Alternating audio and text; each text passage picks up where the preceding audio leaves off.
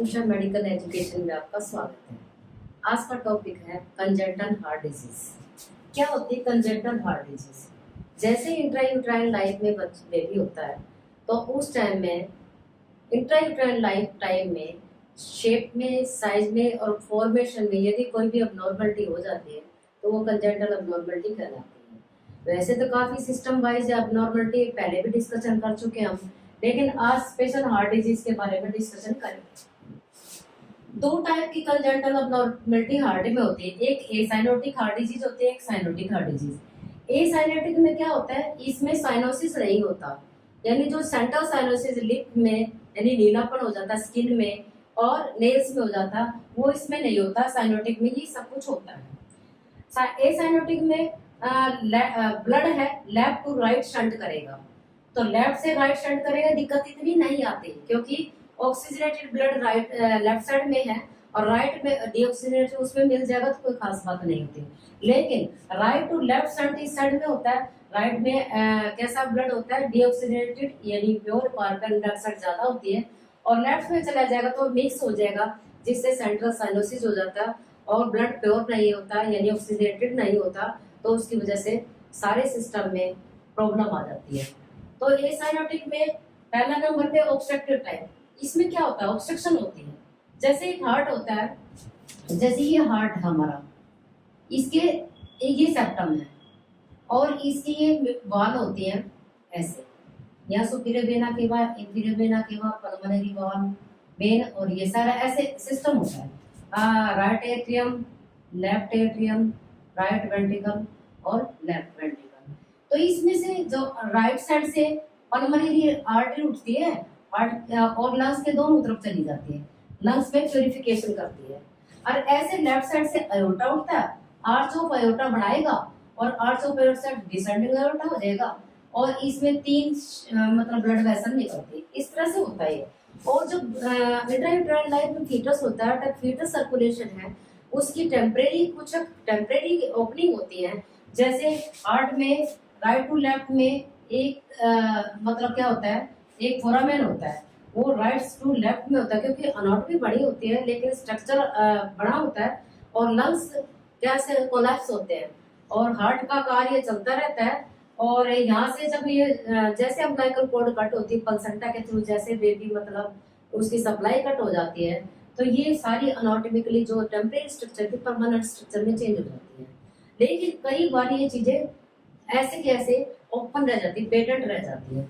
जैसे इसमें था एओर्टिक वॉल स्टेनोसिस, अयोटा हमारा यहाँ है और इसमें मान लो ये दूसरी वॉल है, जैसे ये अयोटा है, स्टेनोसिस का मतलब है बहुत ज्यादा मतलब तंग रास्ता हो गया, और कोआर्टिशन में ऐसे और फिर ये बंद हो गया ऐसे, ये चौड़ाई होगी यहाँ पे और यहाँ भिड़ा हो गया, तो ऐसे में यहाँ पे भी तंग रास्ता है, तो स्टेनोसिस यानी कि ब्लड फ्लो की कमी होगी, ब्लड फ्लो पूरा नहीं हो पाएगा।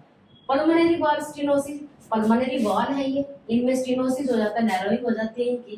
कोआर्टिशन ऑफ एओर्टा अभी मैंने बताया, ऊपर से चौड़ा हो जाएगा, नीचे से तंग हो जाएगा, रिगर्जिटेशन हो जाएगा उसकी वजह से, तो ये ऑब्स्ट्रक्टिव टाइप के हैं। दूसरा पेटेंट डक्ट आर्टियोसिस, जैसे हमारी आर्च ऑफ एओर्टा है, तो जो पल्मोनरी आर्टरी ऐसे उठती है तो इसमें कुछ ज्वाइनिंग होती है पल्मोनरी में। पल्मोनरी में ज्वाइनिंग होने की वजह से क्या होगा, जो पल्मोनरी डक्टस आर्टरीज है इसमें तो हमारा प्योर ब्लड होता है, पल्मोनरी आर्टरी में प्योर ब्लड आपस में मिक्स हो जाएगा, लेकिन 2-3 महीने के बाद ये अपने आप ही बंद हो जाती है। कई बार ये बंद नहीं हो पाती तो प्रॉब्लम आ जाती है। एट्रियल सेप्टल डिफेक्ट, अब ये हमारा सेप्टम है, एट्रियम में करेंगे सेप्टल डिफेक्ट, यानी कि यहाँ पे कोई सेप्टम खुला रह जाएगा, ऐसे खुला रह गया, जैसे यहाँ से खुला रह गया तो ये वेंट्रिकल सेप्टल डिफेक्ट ऐसे डिफेक्ट हो जाएगा। ये वेंट्रिकल एट्रियम और एट्रिया ऊपर से और वेंट्रिकल बीच में से, लेकिन यदि वेंट्रिकल्स में ये एट्रियम में सेप्टल डिफेक्ट है, बहुत ज्यादा चौड़ा है, तो यहाँ पे ग्राफ्टिंग लगानी बहुत ज्यादा जरूरी हो जाती है ताकि पेशेंट रिकवरी कर सके। अब दूसरा होता है साइनोटिक। साइनोटिक में टॉफ क्या होता है, tetralogy of Fallot. Tetralogy of Fallot एक ऐसी बीमारी है जिसमें बच्चे को इंट्रायूट्राइन लाइफ में 4 बीमारियां हार्ट की इकट्ठी हो जाती है, और एक medical emergency situation, medical emergency के साथ सर्जिकल सिचुएशन स्टार्ट हो जाती है। तो उसमें क्या क्या आता है, वीएसडी का मतलब वेंट्रल सेप्टल डिफेक्ट आ जाता है। दूसरा आता है पल्मोनरी स्टेनोसिस, जो हमारी पल्मोनरी है, आर्टरी है, इसमें जैसे यहाँ से पल्मोनरी आर्टरी आर्स बढ़ा के लंग्स में जाएगी, तो यहाँ से क्या हो जाती है, ये नैरो हो जाती है। राइट वेंट्रिकल हाइपरट्रॉफी, अब ये मतलब मान लो हमारे वेंट्रिकल्स है, यहाँ से ऐसे वेंट्रिकल्स होते हैं, ऐसे होना चाहिए इसका भी रास्ता, ऐसे होना चाहिए, लेकिन यहाँ पे क्या होता है, और मस्कुलर यानी मास है, जो मस्कुलर मास है वो क्या हो जाएगा, हाइपरट्रॉफी बढ़ जाएगी, साइज बढ़ा देंगे तो नैरोइंग हो जाएगी। यहाँ पे भी overriding of iota left side में होता है, लेकिन ये राइट साइड में पोजीशन अपनी चेंज कर लेता है, या अपने स्पेस को छोड़कर कहीं और हो जाता है। तो ये हमारी 4 स्ट्रक्चरल एनाटॉमी के लिए मतलब अबनॉर्मलिटी होती है।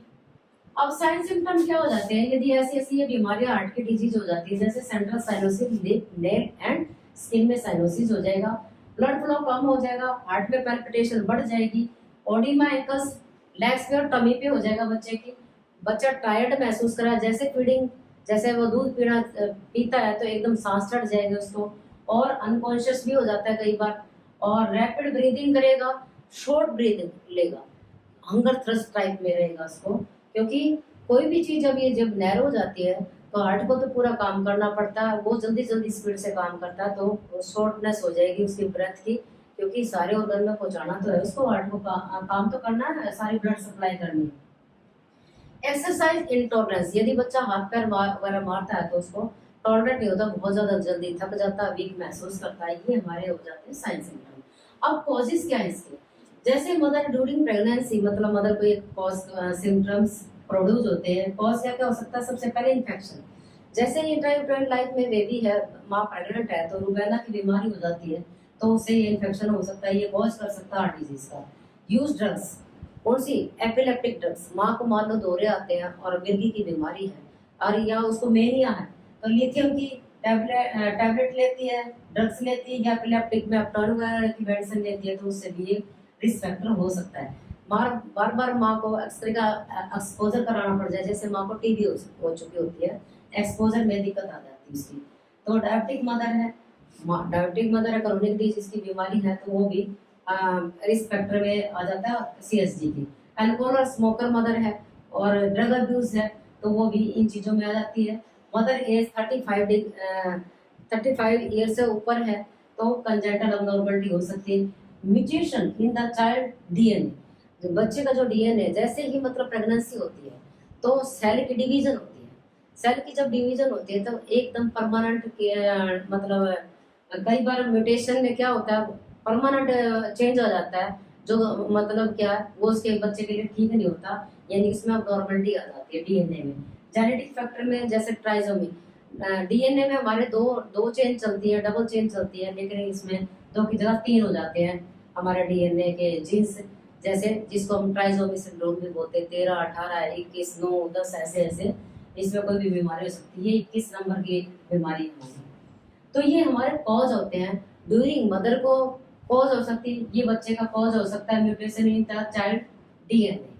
तो हम इस तरह से मतलब यदि ऐसी बीमारी आ जाती है तो हमें क्या करना चाहिए, उस टाइम एकदम इमरजेंसी सिचुएशन आ जाती है तो हम बच्चे को एडमिट कराते हैं, एडमिट कराते के साथ जैसे ही मतलब पेडियाट्रिक सर्जन होता है वो उसके सारे साइन सिम्टम और उसके जो भी डायग्नोसिस मेजरमेंट करके और उसको सबसे पहले सिस्टमिक आर्टरी को ज्वाइन करता है, किससे, पल्मोनरी आर्टरी से ज्वाइन कर देता है, अनाटोमोसिस कर देता है, ताकि वह एक जो हमारा डिफेक्ट है वो ठीक हो जाए। दूसरा इसमें पोर्स शंट डल जाते हैं, जहाँ स्टेनोसिस होता है, जैसे हमारा स्टेनोसिस कहाँ था, पल्मोनरी स्टेनोसिस था, ठीक है ना, तो यहाँ शंट डल जाएंगे हमारे, कौन सा, पोर्स शंट और वाटरसन शंट। ये शंट डालने का मतलब क्या है, शंट डालने का मतलब है जो नैरोइंग थी हमारी स्टेनोसिस की वजह से वो विड्थ बढ़ जाएगी आर्टरी। दूसरे में क्या करते हैं हम, डेफिनेटिव सर्जरी, यानी जो हमारा वेंट्रिकल सेप्टल डिफेक्ट है, यदि बहुत ज्यादा चौड़ा तो पैच लगाएंगे, ग्राफ्टिंग करेंगे वहां पे, ताकि वो सही से, यदि छोटा होता है अपने आप बंद हो जाता है, लेकिन बहुत ज्यादा बड़ा है तो वो बंद नहीं हो पाता, तो यहाँ हार्मोन मेडिसिन दे देते हैं तो बंद, छोटे में बंद हो जाता है। पल्मोनरी आर्टरी रिकंस्ट्रक्टिव, यदि 5 से 6 साल तक का बच्चा जब मतलब हो जाता है तो पल्मोनरी आर्टरी को दोबारा से बनाते हैं ताकि उसकी प्रॉब्लम को ठीक हो सके। लेकिन बच्चे 5 से 6 साल तक का इम्यून सिस्टम रिस्पॉन्स हो जाता है अच्छी तरह से, तब उसकी हम रिकंस्ट्रक्टिव पल्मोनरी आर्टरी की सर्जरी करते हैं। तो ये है हमारा कंजेंटल हार्ट डिजीज।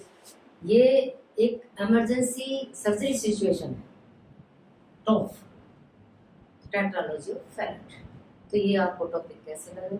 अच्छा लगा लाइक करें और सब्सक्राइब। Thank you.